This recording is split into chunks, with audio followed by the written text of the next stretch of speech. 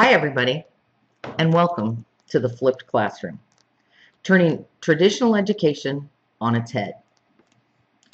Many educators are experimenting with the idea of a flipped classroom model. So what is it, and why is everybody talking about it? First, what is a flipped classroom? The flipped classroom inverts or flips traditional teaching methods, delivering instruction or lectures online outside of class and moving homework, hands-on activity into the classroom. What the flipped classroom model does: students watch lectures at home at their own pace, communicating with peers and teachers, sometimes online, and sometimes once they return to class. Concept engagement, hands-on classroom activities, homework that traditionally is done outside of the classroom then has more time to be done inside the classroom. So I know as parents you're probably thinking, what if my students don't watch the video? Well, this is going to vary depending on the teacher, but as I have been doing flipped classroom since the beginning of this fall, I've sort of adopted this philosophy. Watching the video or reading the assigned internet activity is just like homework. You must complete it before coming to school. There will be a variety of ways that you will be assessed on the content. You may have study guides or notebook updates. Students might have quizzes or analysis questions in class. But most important, students in my classes aren't prepared for activities and may have to watch videos rather than participate in labs during class time. And of course, that's no fun. So what if a student's absent? Well, that's one of the best things about our flipped classroom. If you're absent, you can go to eChalk or my website, sciencesfun.org, and see if there's a video assigned for that day. This way, you're always prepared to participate when you return to school.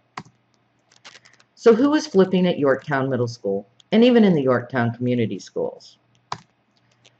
First of all, me in my accelerated 7th grade science class. And next year I will begin flipping with all of my 7th grade science classes as well. Mrs. Miller is using it in her computer classes. And I know that there are more teachers that are interested, math teachers possibly, for remediation, parent communication, and more.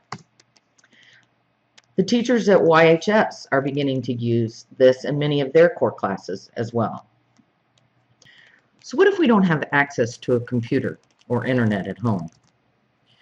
Well, there's multiple ways. Obviously, we're going to make it our priority to make access available. One, you could access it on a smartphone if you have a smartphone. Another is you could go to the Yorktown Library and access it there. But finally, we can burn a DVD for you to watch on your TV, which I have done for a number of my students. So how do you find your flipped classroom videos? That really varies by teacher. For my students, I store them on YouTube, but they're listed as unlisted.